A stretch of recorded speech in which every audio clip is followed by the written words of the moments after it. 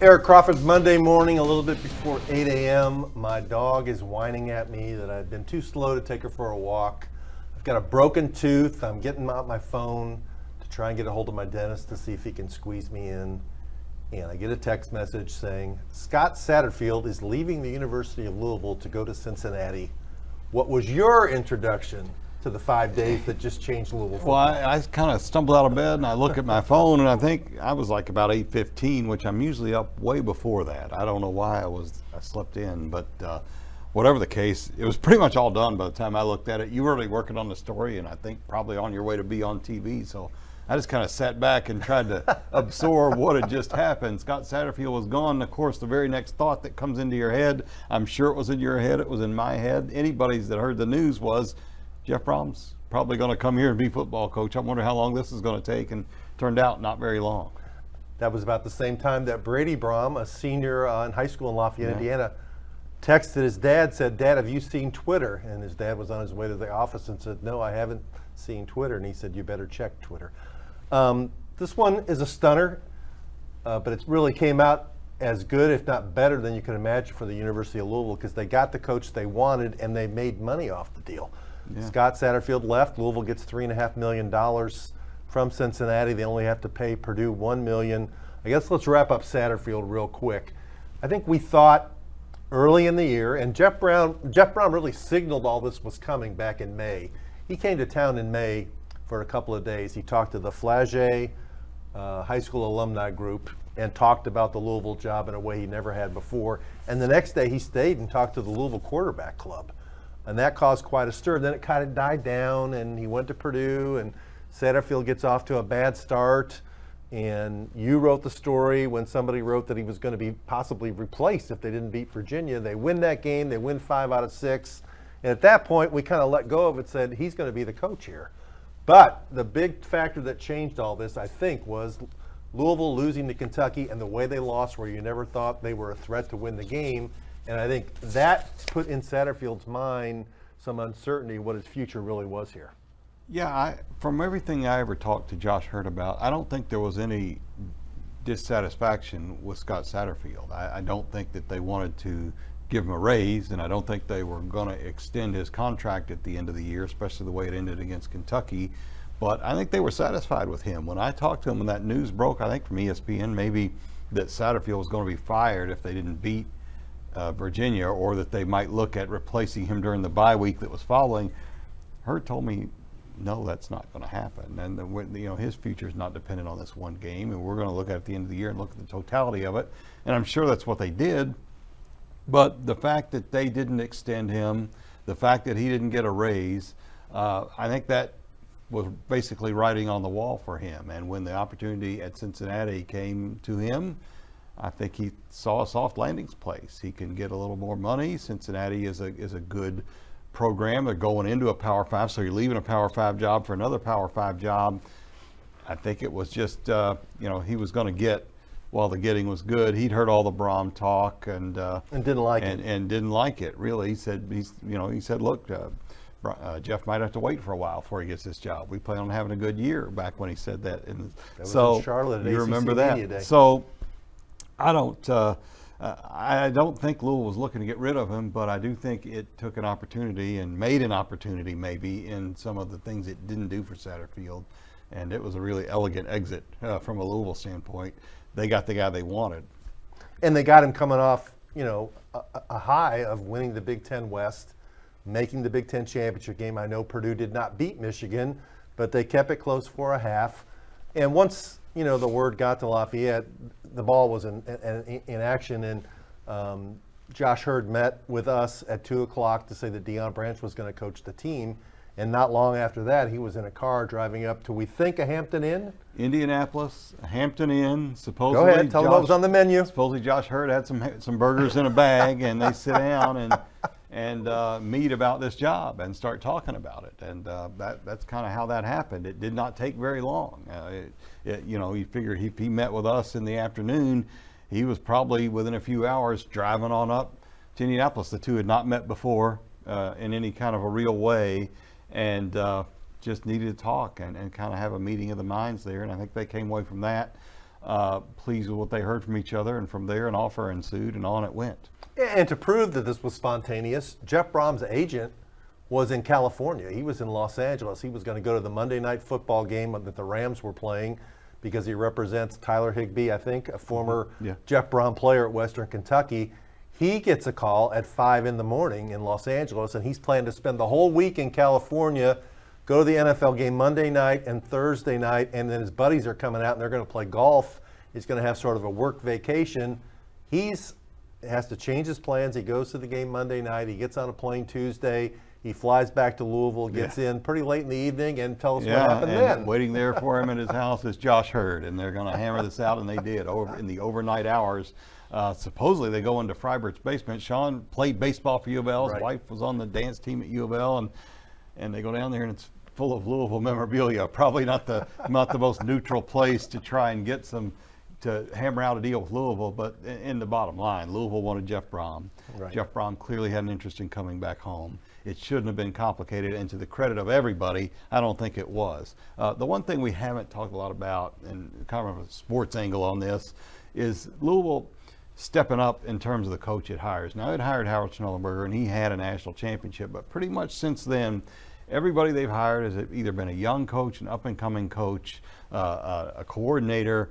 This is stepping up and hiring a coach from another Power 5 program coming off a Big Ten championship. It's a step up in money, a step up in class. That's what they had to do to get Jeff Brohm, but it does mean something for the program when they make this kind of move. And given Jeff's ties here, I know they hope it's something long term. Yeah, we've talked about since Schnellenberger, who stayed here 10 years, I think it was from 1985 through the 1994 season, no Louisville coach has stayed more than 5 seasons. 4 of them, I think, left for better jobs or left just because they wanted to leave, and 3 were fired. I think Jeff Brohm will definitely change that pattern. He's not looking at Louisville as a stepping stone job, as a lot of the coaches that we've covered have. Even Satterfield, that's the thing that I think got him in a big deficit with Louisville fans is in 2020, the COVID season, when he had a losing year, not once, but twice, and the second time without informing Vince Tyra, he courted the South Carolina job. And I think what he miscalculated was that Louisville fans had been through that too many times with previous coaches, and they didn't like it. And that was reflected in my mind. And even after they had, winning seasons, not great seasons, but winning seasons the last couple of years, that we go out to Cardinal Stadium and there's too many empty seats. Yeah. Because we saw when Lamar Jackson was here and Bobby Petrino, that place was full. It wasn't close to full. And this season, even though they got better, the crowds got smaller as the season went on. Yeah, it just, for whatever the reason, it wasn't bringing the level of excitement that people wanted. And you could feel that in the crowds and around the program. And whatever was missing. And I'm not sure if it was they weren't enough offense or they lost hope when they got out to the bad start. Whatever it wasn't connecting. It's why I kind of called this an arranged marriage between Satterfield and Louisville. It was kind of a holding place because really they wanted Brohm before, and Vince Tyra went to try and get Brohm before, did not apparently offer enough money is what we're hearing, although they thought their offer was competitive.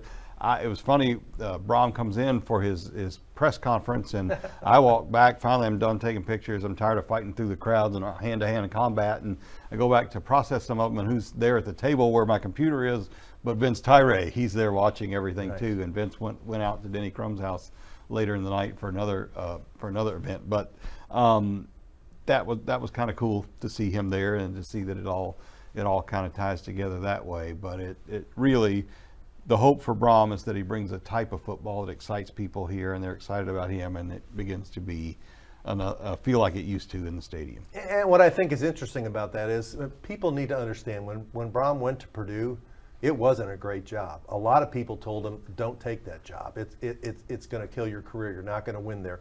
They had won 3 Big Ten games in the 3 seasons before Jeff Brohm arrived. Their crowds were way down. Hey, they sold out the place this year. He wins and he plays an exciting style of football.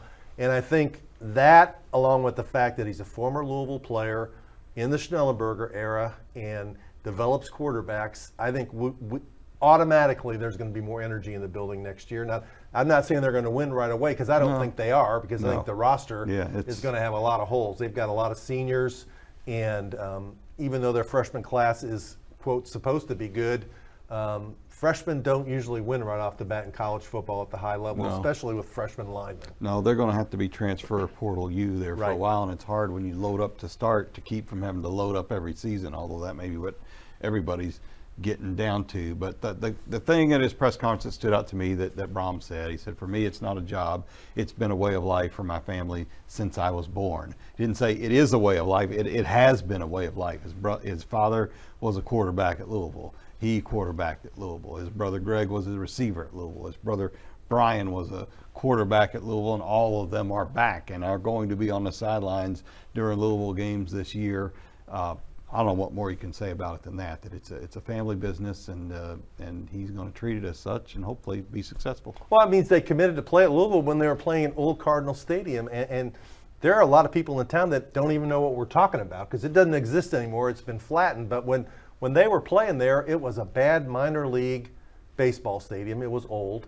The turf wasn't very good. They had those portable aluminum seats that were out in right field. Remember that? Mm-hmm. No real amenities. I mean, you had to really want to go to Louisville to go play there in that environment. And so he gets the whole passion about Louisville football. Now, we were there at his press conference Thursday. We sat down and talked to him today.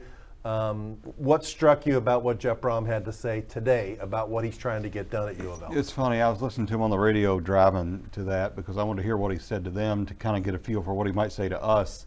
And he kind of talked about, well, you know, I'm not going to move real fast on my staff. I'm not one to make quick decisions. And then when he listed who was coming, I think half the staff is full now. So he's moved. It's done. The key spots are pretty much spoken for. So yeah, he may move deliberately on the rest of them, but he's got a crew in place already, and he's moving very quick with recruiting. I bet he's talked to 24 recruits by this point, sure. I would say, and is going out this weekend to California. At least that was the plan, I think, to meet with some more. We'll see. So yeah, as much as he says I'm going to take my time and go, he ain't take much time because he knows who he wants and where he wants them, and he knows what kind of players he wants too. Yeah, I mean, there's 10 assistant coaches. From what he told us, 4 of the spots are filled. And what stood out to me is they're all guys who were with him at Purdue, obviously. Some of them have been with him all the way back to Western Kentucky, but all 4 of them have lived and coached in Louisville before. They know the area. He's not going to have to teach them, you know, where to go this way, go to this high school in Kentucky, or how to go to the airport, or any of that stuff. They're going to be plug and play, ready to go. And we're talking about Ron English, who was here under Steve Cragthorpe and was later a head coach at Eastern Michigan. He's a defensive guy. We're talking about Garrick McGee, who was here 2 years with Bobby Petrino, including 1 season with Lamar Jackson. We're talking about Chris Barclays, former male high school running back who played at Wake Forest and was a really good back. He coached with Jeff at Western and then at Purdue. He knows the area. And of course, we're talking about Brian Brohm, who's the offensive coordinator, who's been mentioned this year at Purdue as a guy that Kentucky even possibly looked at to be the OC. That didn't happen. But Brian's going to stay in Lafayette through the end of the month and coach the Boilermakers in the Citrus Bowl against LSU, and he will actually be the OC. So that's 4 out of 10 spots full. Yeah, it is. So it is going to be fun. It's not going to be a lot of dead periods here. There's a bowl game coming up, and we don't know who's going to play in it. We certainly don't know who's going to coach in it. Brohm is staying away from that and focusing on the recruiting, which is pretty much what all the new head coaches are doing right now. It's what Satterfield's doing at Cincinnati. Neither of them is going to be on the sidelines at the Fenway Bowl in Boston in a week. It seems quickly to be playing a bowl game. We'll try and get a handle on who's playing and all those kind of things, but just to kind of tie up Brian Brohm, we've been through this big rush now and just a crazy and eventful and historic week at the University of Louisville. What sticks with you? Well, what stuck with me today was just how organized Jeff Brohm is. I mean, what I liked, the thing that he said was, you know, Greg was a natural student. He graduated second from his class in Trinity and didn't have to study. Jeff said he graduated 16th in his class and had to study all the time. I asked him at his press conference, you said, I don't have any hobbies. I like football. I said, you really don't have any hobbies? And he said, don't golf, don't hunt, don't fish, go to my daughter's athletic activities. When I'm not with my family, the other time I'm spending watching football, breaking down football. And we both think that's interesting because when we remember when he first started here under Bobby Petrino, there were people behind the scenes saying that Jeff Brohm, he didn't work hard enough. He didn't like to be in the office breaking down film. Hey, he breaks down film. He understands the game. He works at it as hard as anybody in the business. Yeah, he works at it. He worked hard to make himself a better defensive coach at Western. You remember his first year at Western, they gave up a lot of points. Second year, he spent time in the off season studying defense. I mean, he had to get involved in that and has. I think his ability to adapt to the game and to study the game and really, to me, with any coach, not just him, but it's just the ability to know what you want to do, know the way you want to do it, and be able to identify the players who can do that. He's got an idea of how he wants his teams to look, how he wants them to play emotionally, how he wants them to play. He can tap into that emotion. You were there in the locker room at LSU when all of a sudden he just goes nuts and throws a chair before the game and the players all go nuts and pieces of the chair flying everywhere and whatever. But he's got that gear, and I think it's a gear that Louisville fans are going to enjoy, and hopefully it's a fun thing to cover, and I think we're looking forward to it because it's hard because you come home and everybody knows you. They know you not as the Louisville head coach. They know you as the old high school quarterback or their buddy or whatever you want to do, any number of ways. Your role is different. It's a leadership role, but I think it's one that he's spent enough time building toward that he's ready for, so it'll be fun to watch him do it. Yeah, and I think people need to remember about Jeff Brohm. Even at Western and at Purdue, he's been a head coach for 9 years. He's got 3 quarterbacks in the NFL, and he's probably going to have a 4th one because Aiden O'Donnell, who's Purdue's quarterback this year, finished 2nd in the Big Ten in passing yards per game, will probably get drafted, and that dude is a former walk-on. So he will develop a quarterback. They will throw the ball. It'll be an exciting style on offense. Defense, I'm not quite as sure about how they do it or get it done, but I think he's from the Schnellenberger tree, and he is very proud of that, as he mentioned again today. Yeah, he is. Well, I think we've about drained Jeff Brohm. If you want to know more about Jeff Brohm, call Rick on his cell phone, and he'll talk to you personally. Email, text. We'll have a lot. You can lots of platforms here at WDRB. We've got columns up and more going up all the time. We have Rick had a one-on-one interview with Jeff that's running online, on the air, and everywhere else. And there'll be no shortage of news coming out of Louisville football in the coming days and weeks, and we'll be there for it. So that's it. Thanks for joining us, Rick Bozich, Eric Crawford, and we'll see you online.